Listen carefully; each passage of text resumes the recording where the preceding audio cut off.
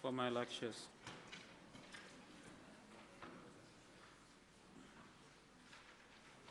Hello. Yeah, it's all right. You can give it to me now. Yeah, thanks. I did it earlier. I wanted to meet you on Monday, but like you said, you don't have to be ready yet, so my train is completely canceled. Yeah, so, I waited 4 hours in the station, and you know what happened? The next train actually showed up, but I'm barely going to a hotel. it's all right. You can give it to me someday. I'm sure. Thank you. Have a good day, my son. Shh, guys. What? Why there are so few of you turning up, guys? You don't like me or what?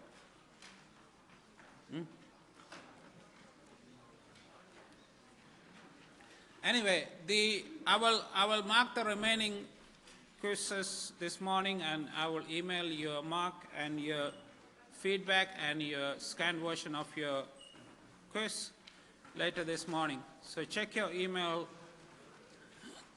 Check your email later this morning. All right? Okay. You okay, guys?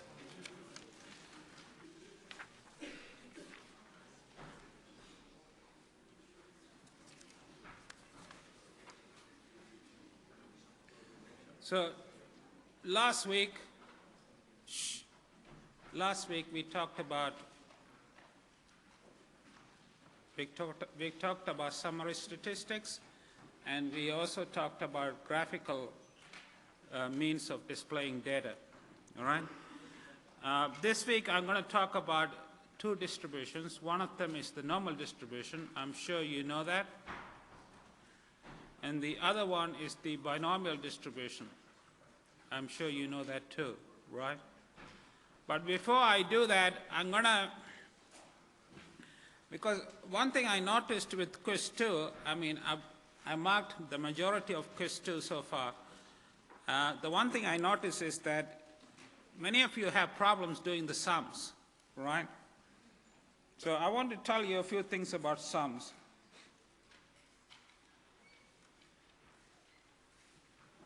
By the way, can you see the screen from the back, guys? Anybody who can't see this, what I'm writing? Sorry? Zoom in or zoom out? Like this. Is that okay? All right. The definition of a sum is as follows.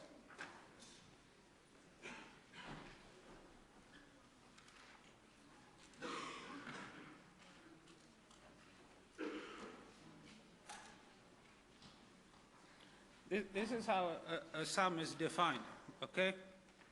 I'm sure all of you know that, okay? And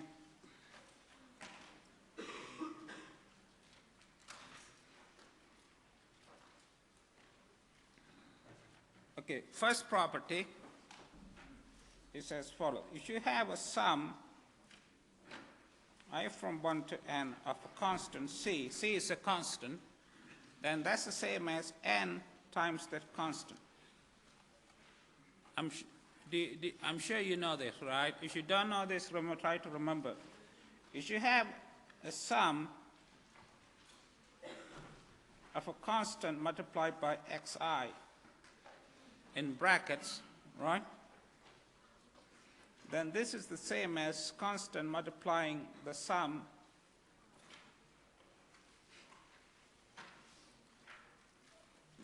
of xi, right? Okay? It seems some of you guys don't know this. These are basic properties of sum. You should have learned. This is not part of this course, right? I'm just teaching you just because you should know this, right? And number 3 is that if you have something like I from 1 to n,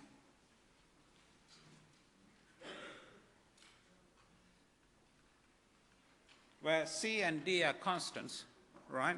Then this is the same as writing c times,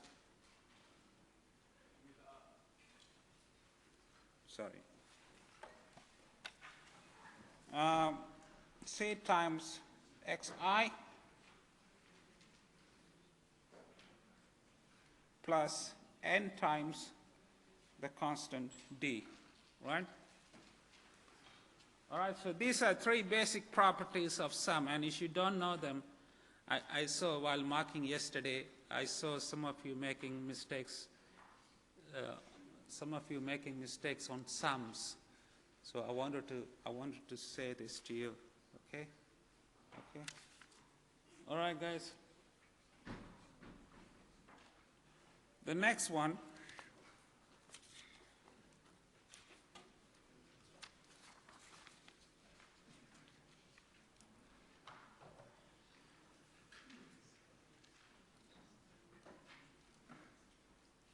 is product. Right. I don't know whether you know the product sign or not, because some of you, while doing the tutorial, I realized that some of you did not know what product means. The definition of a product sign is this. It looks like a capital pi, right? I from 1 to n of xi is defined as x1 multiplied by x2 all the way up to xn. Okay? This is the definition of a product. Now, okay, if you don't know this, try to remember this, okay? Now, some properties.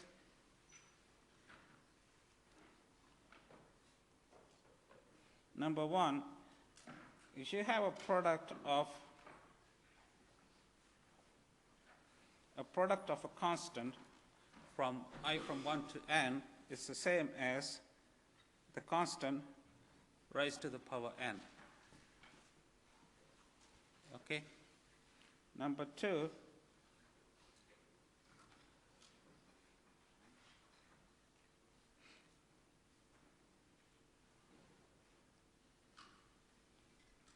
the product of a constant multiplied by xi is the same as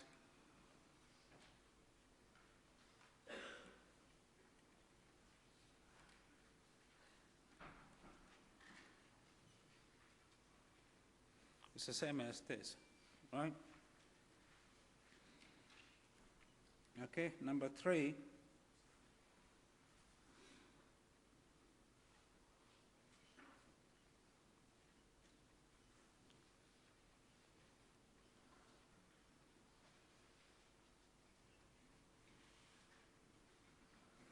when you have the exponential term of c is a constant multiplying xi, and the product of that, you will get the following.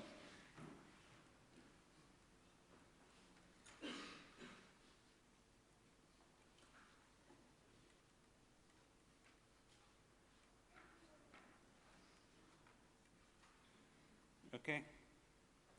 You will get this. Okay?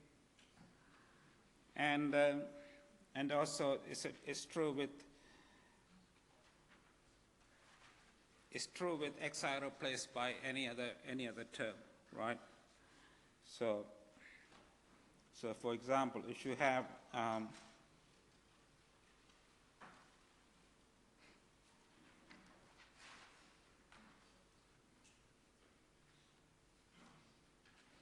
say xi raised to the power constant, say d, for example, right? Okay, then you can also make the same argument, right? That is, this is the same as the exponential of c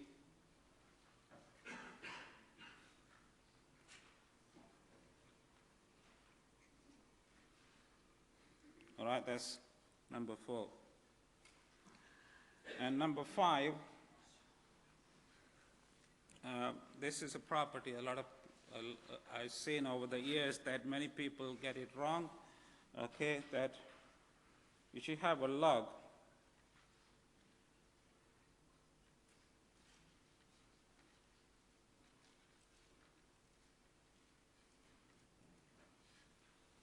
applied to the product of xi is the same as the sum of log of xi. Okay, guys?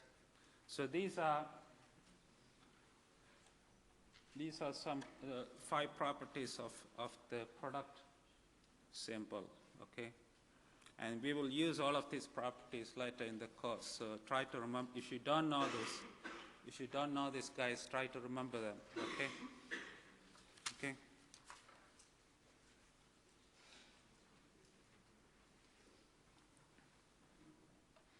All right, the next, okay, so today I'm gonna talk about, okay, by the way, before that, this week we will have lab sessions, not tutorials, all right? So all of the sessions will take place in G105, the computer lab, all right? Okay, so please do come to the one that you've been assigned to. And if you have a clash, you can switch to one of the others. Okay, guys? All right, now I'm going to talk about 2 things, 2 distributions, if I can. The first one is the normal distribution. I'm sure all of you know. Maybe I'm repeating stuff you learned.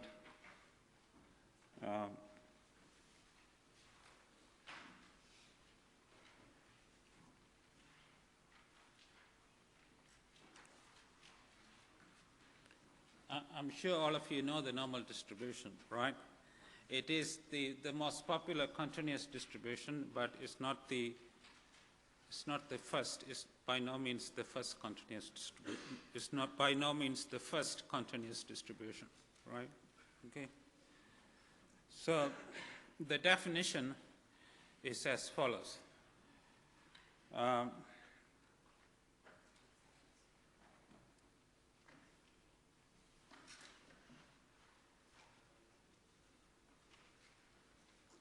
Here, RV means random variable. I guess I don't need to tell you. A random variable has the normal distribution written as this if the density function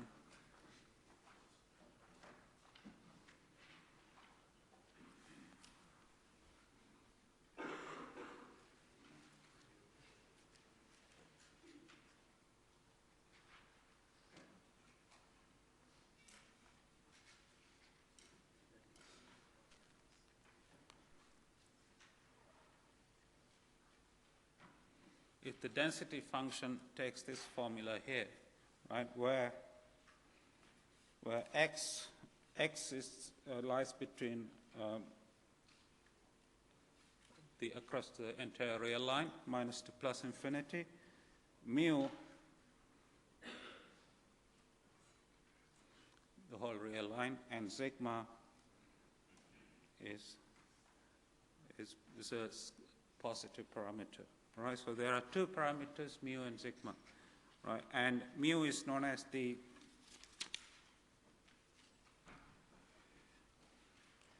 mean parameter. It's known as the mean parameter, right? And sigma is known as the standard deviation parameter.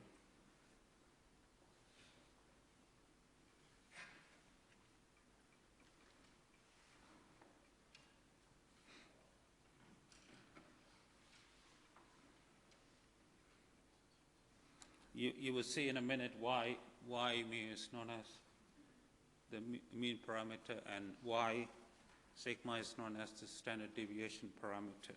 Okay. The CDF,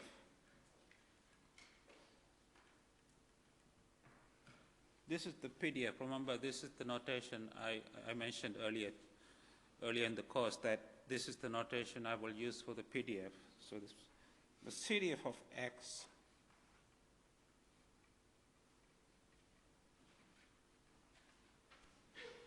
is, the CDF is denoted by capital F, right? So it's capital Fx of x equal to capital phi x minus mu divided by sigma, right? Where phi denotes the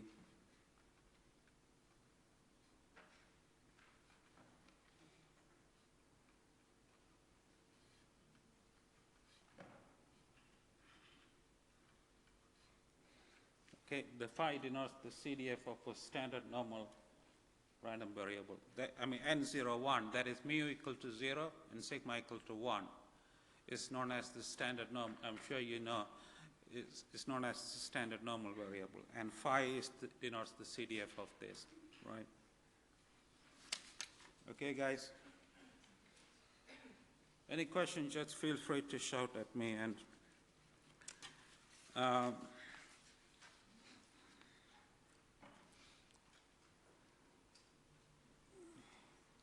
right, before I go,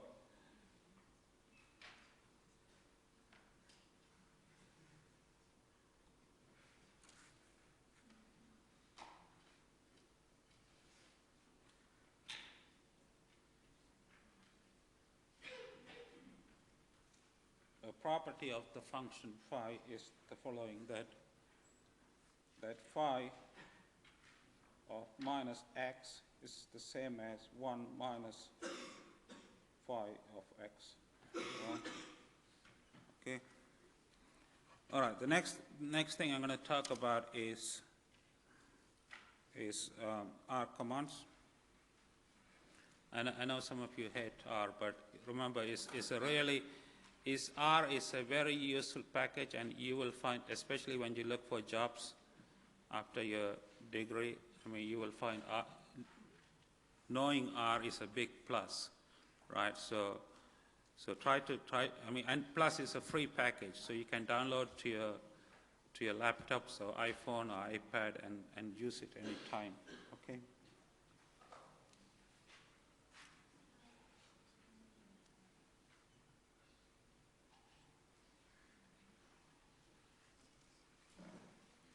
The R commands for computing the PDF and the CDF are as follows.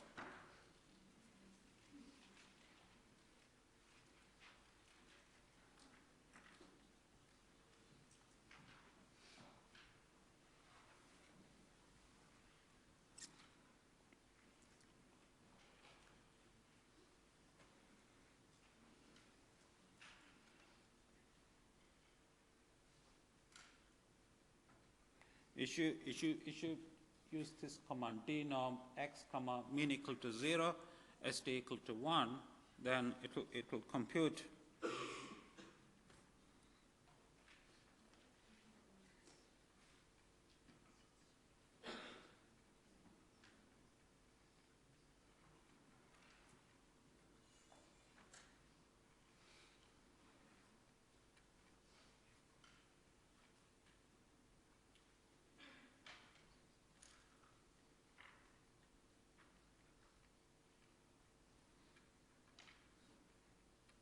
okay.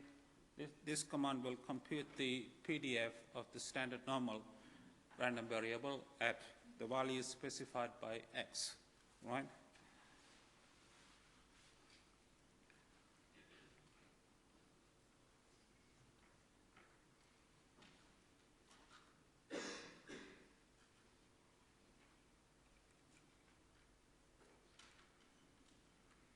And this command here, pnorm, the same thing, will compute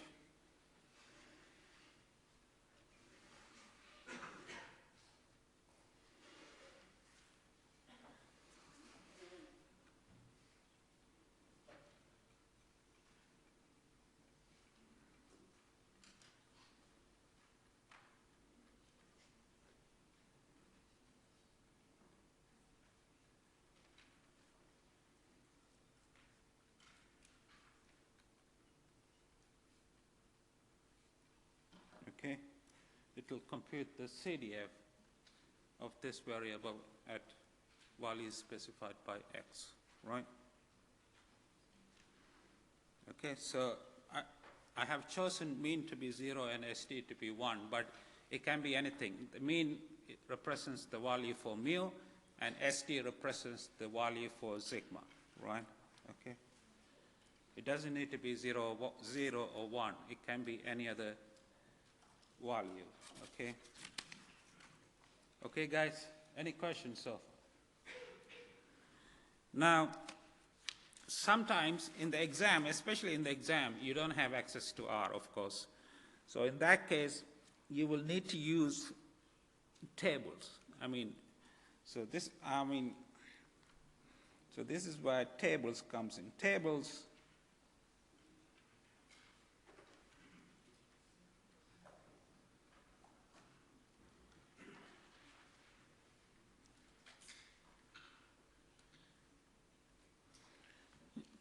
to read values of R. I'm sure you might have seen tables.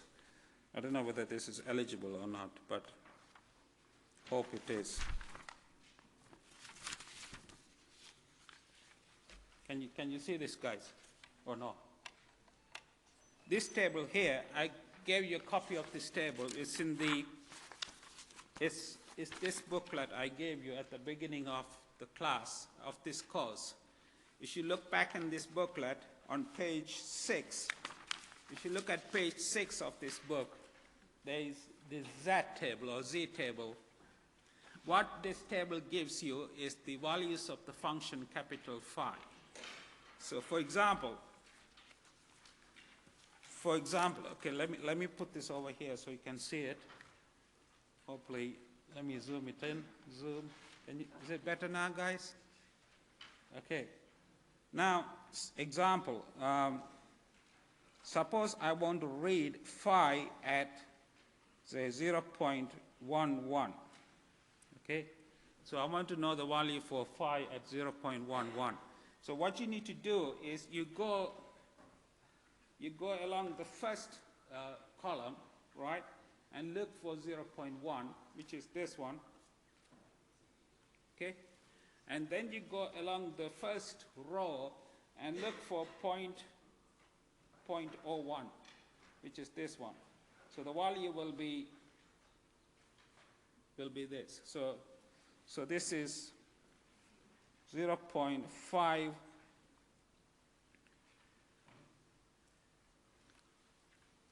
Do you see how I got it? So you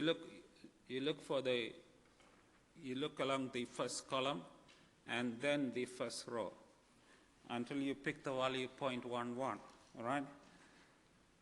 Let's say 0.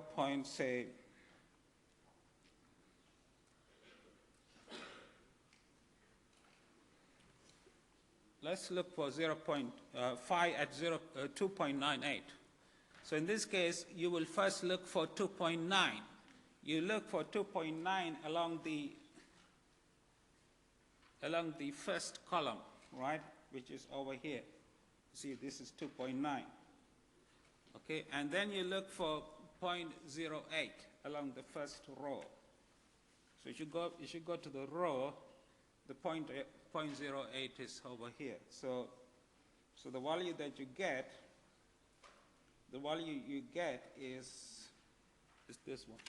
Can you see it? So this value is equal to 0.9986. Do you see? I mean, this is a bit like nursery, guys. I mean, it's like learning to read a table, like, you know. And nowadays everybody uses computers. So you only need this in the exam, guys, because in the exam, of course, you can't use computers or whatever, you know. So one more example. Suppose you have a minus. So phi at, say, minus 0.51. Okay? Okay? In this case, because there's no negative values in this table, all the values in this table are for positive numbers, right? So what you need to do is you need to use the property that I just gave you.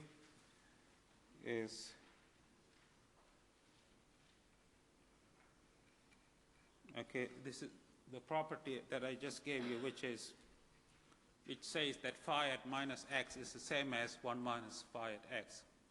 All right, this is the property, okay? So, and then then you can read 0.51 from the table. So to read that, you look for 0.5 here, this 0.5, and then 0.01, which is this one. So this will be 0.6950. Okay? Okay? I mean, this is a bit like child play, right? It's small, I mean, these are kind of things, easy, right? So you should subtract this, you get 0.305. Okay? All right, guys, so this is how you will use the table. If you're asked to do so in the exam, this is what you will do. Use this table, right? Okay. Okay, guys, any questions? All right, next thing, I'm going to talk about some properties. So properties.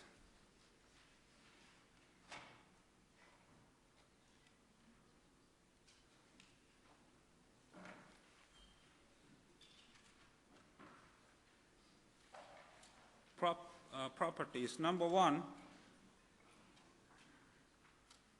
the expectation, okay, properties, sorry.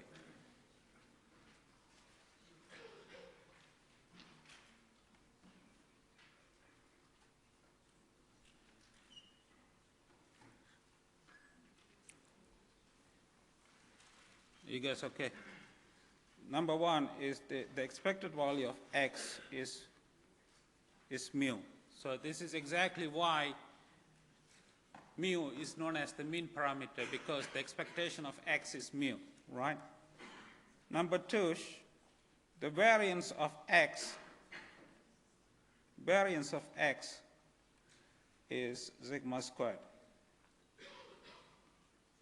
All right, so sigma squared. Number three, the standard deviation of x, which is the square root of the variance, is equal to sigma. So this is exactly why that sigma is known as the standard deviation parameter, right, because of this property, okay? Number four,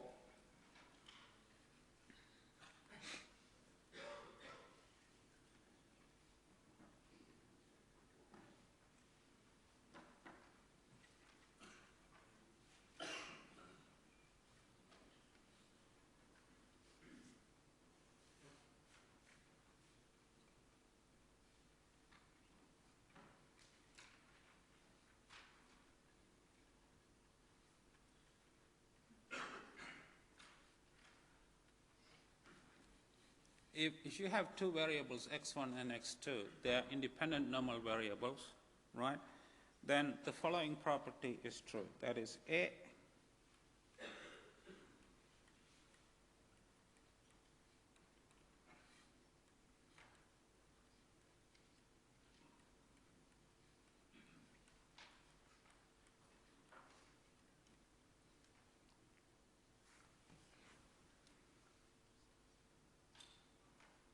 Oh, man. I'm sleeping today. Don't know why.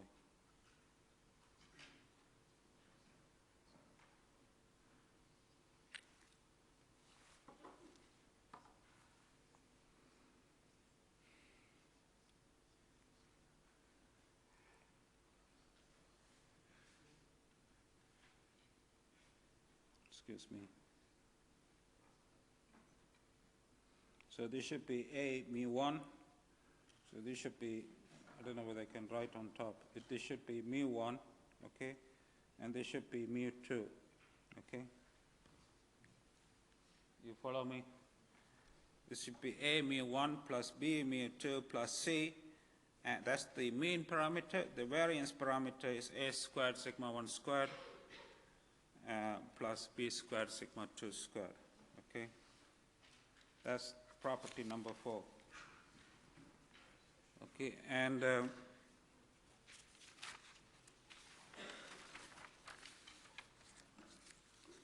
you guys okay? Property number 5 is the following, that if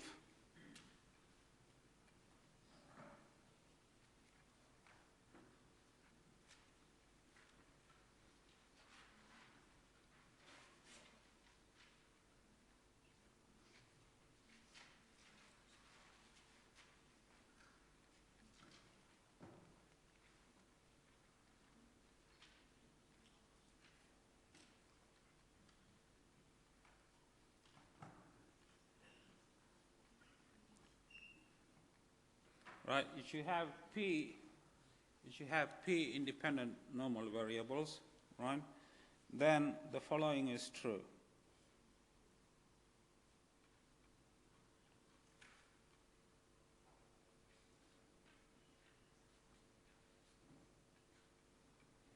Then this linear combination has the following distribution.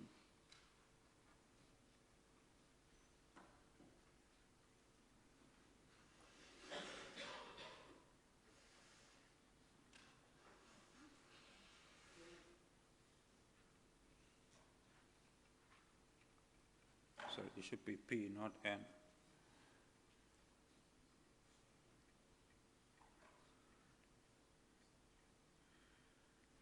Okay. So it says that if you have P independent normal variables, then their linear combination is also a normal variable. And this result says that if you have two independent normal variables, then their linear combination is also a normal variable. Number 6 is the following, that if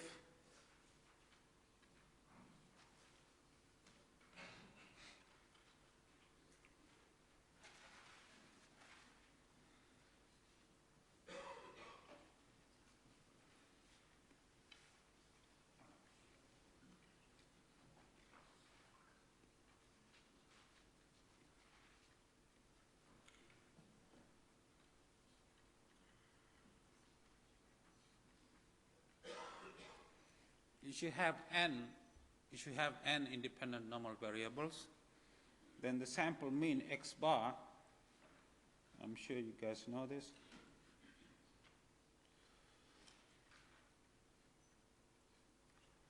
this is the sample mean, right, has the following distribution.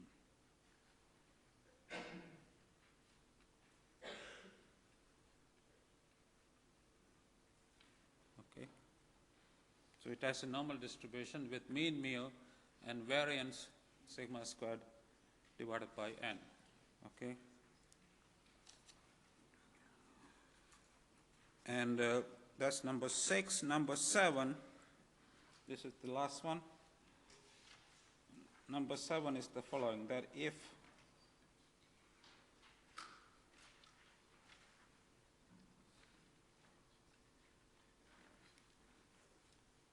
x has a normal variable, then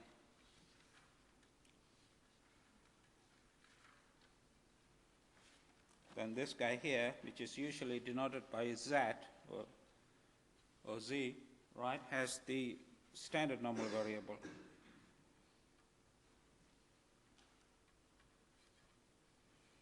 Okay, guys. Now these are 7 properties of the normal distribution. I don't expect you to prove any of this. I mean, none of these will be tested for you. So, but if you want to know how to prove, you can try. I mean, you can ask me later. But it will not be tested, right? Okay. All right. Next one.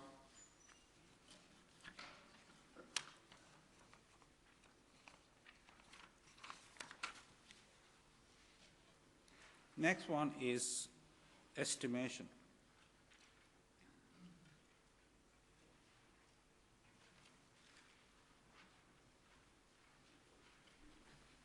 All right. Now, we know there are 2 parameters, mu, the mean parameter, sigma, the standard deviation parameter. Okay.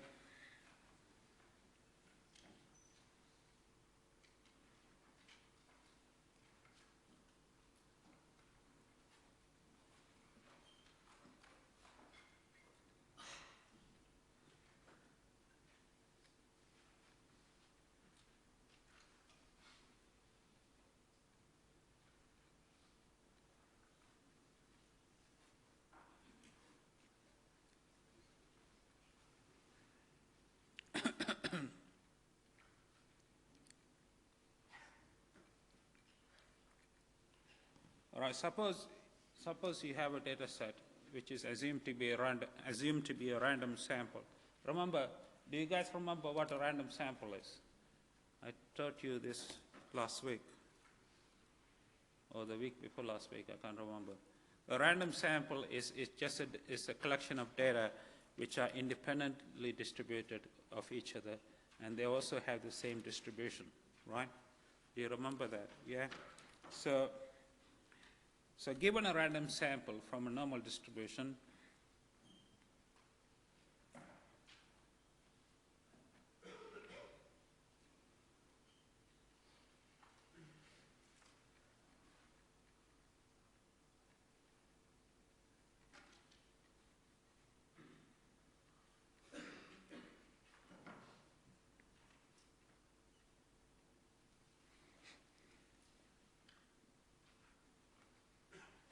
I mean, I think I mentioned this before in the first day, that whenever you have a parameter, the estimate of the parameter, you put a hat on top.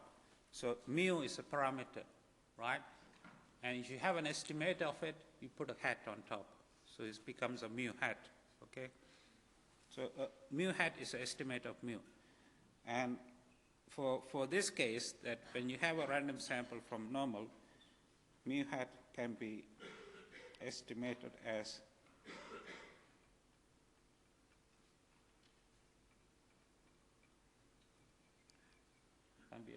like this. In other words, it's a sample mean. This is the sample mean, right?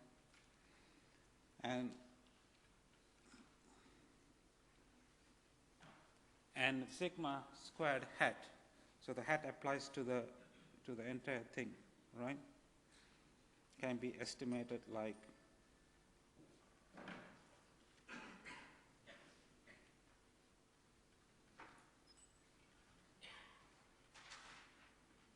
okay, like this.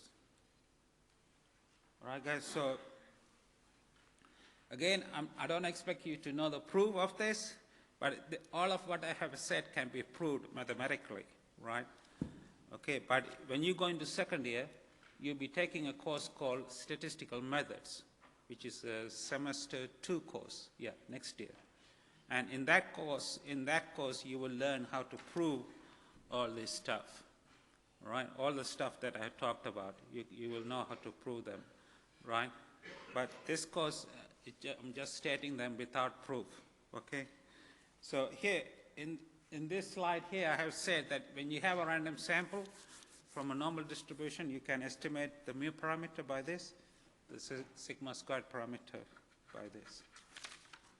Okay.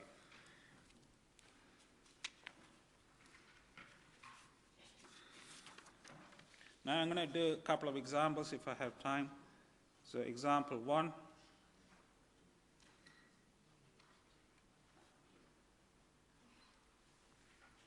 Example 1 is the following, all right? Suppose x follows the normal distribution with parameter 1 and 1, okay? Compute or calculate the probability that x is greater than 2. Now, how would you do this? Now, okay, let me show you. So to calculate the probability that x is greater than 2, the first thing you need to do is you need to convert x into a z.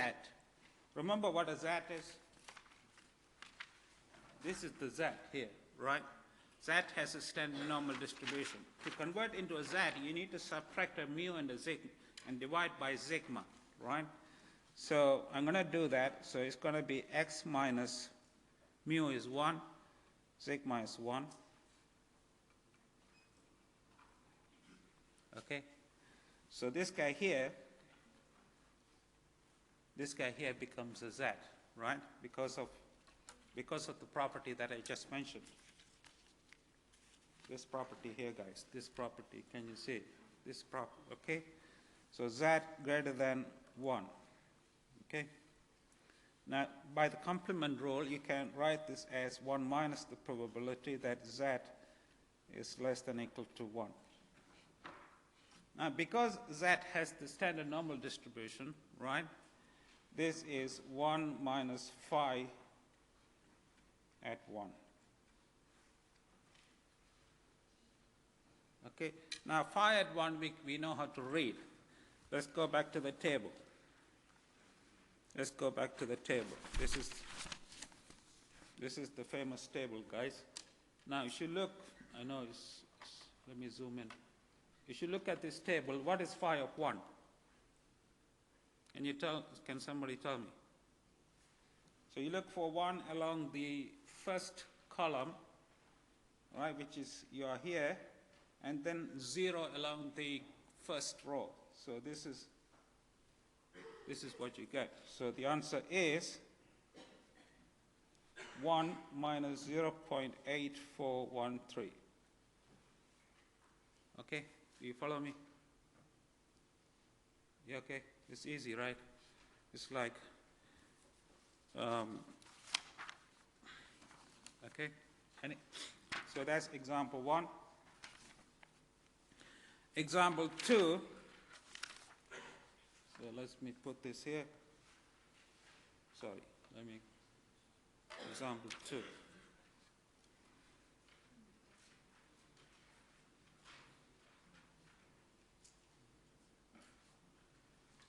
Okay, suppose once again that x has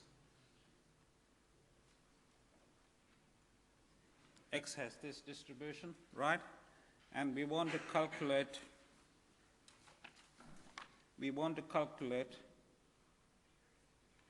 the probability that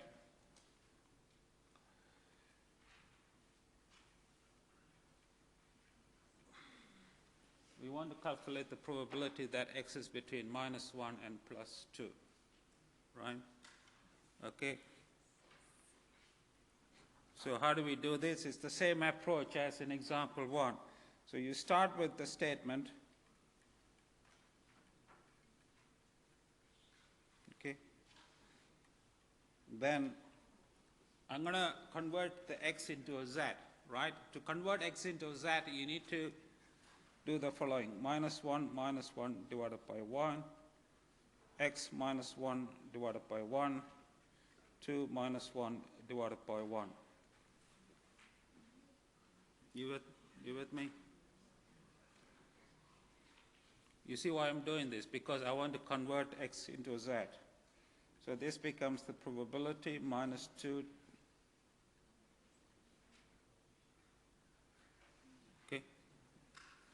And this you can write as the probability that z is less than 1 minus the probability that z is less than -2. Okay? And this, we know this is phi 1 minus phi at -2. Now, phi at -2, we cannot read from the table because there are no minus values on the table. So what we need to do is the following. We need to write phi at -2 as 1 minus phi at 2. That's using the property that I just mentioned a few minutes ago, right? So this guy becomes phi at 1 plus phi at 2 minus 1. Okay, now phi at 1, let's go back to the table. Our famous table is here. Zoom in. Phi at 1 is, we know is 0.8413. Phi at 2, can somebody read? What is phi at 2 is 0.9772 minus 1. All right? You see? Any questions, guys? No? This is like nursery stuff you guys do, right? Yeah? Yeah?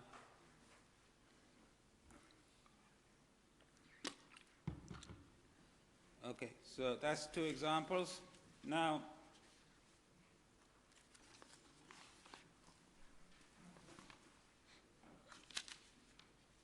example number 2. Where's the example 1? Oh, sorry. example 1. So let me zoom it in. This is example 2. Okay? All right. Now, just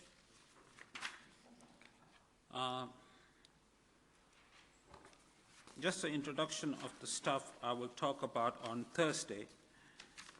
By the way, remember that we have lab sessions. If you came late today, we have lab sessions this week. There are 5 lab sessions. You should come to the one that you've been allocated to, right? All right. In the lab sessions, you will learn R. I know some of you don't like R, but you know. Now, I mean, you can Zoom me 24/7 to talk about R. I'm disappointed with the number of people Zooming me. Anyway, so before you leave, I'm finishing few minutes early today because can you please complete the form in front of you? Hello, can you please complete the form in front of you and return it to me? Please don't write nasty stuff. I've been so nice to you guys. Please. All right.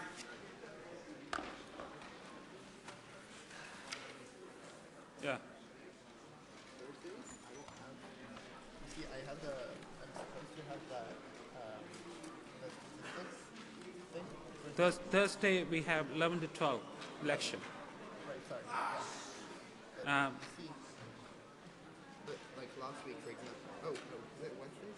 When do we have The example classes are on Wednesday, Thursday, Friday. 9, 11, 11, 12, 12, 13, 13, 14, 14, 15. That's on what? Thursday. Yeah, very right.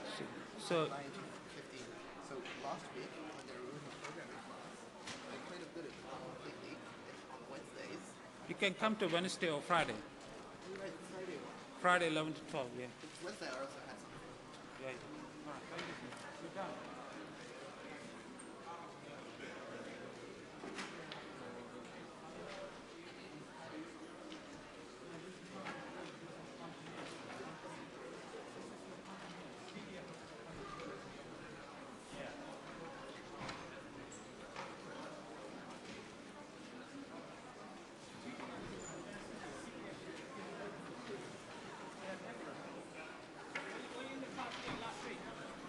I described what the difference is.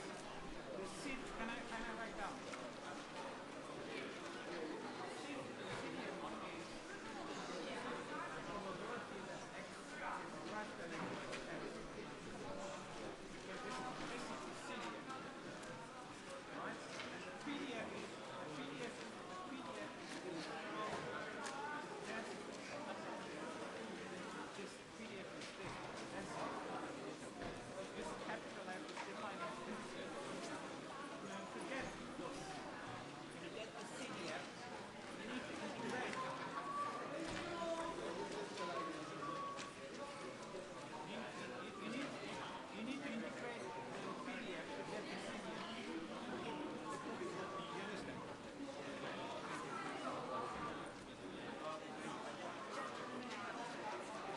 How are you, sir? Yeah, you have a question. I just switched today, yesterday, To Matt? yes, it's a new course. Okay. So you need to, I will give you this. This describes everything you need to know. I'm not too Hello. How are you?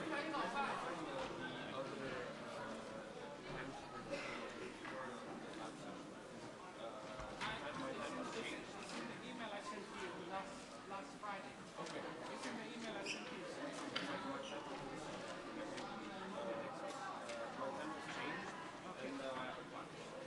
Yeah. Can you check the email I sent you?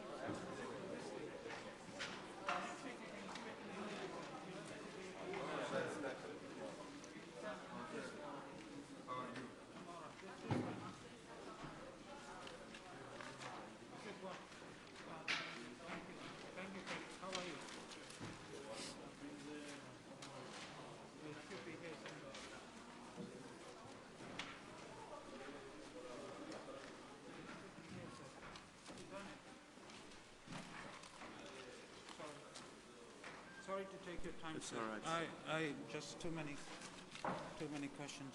Sorry.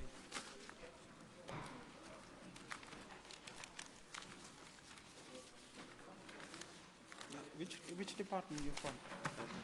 Business school. Business school. Oh, good, good, good.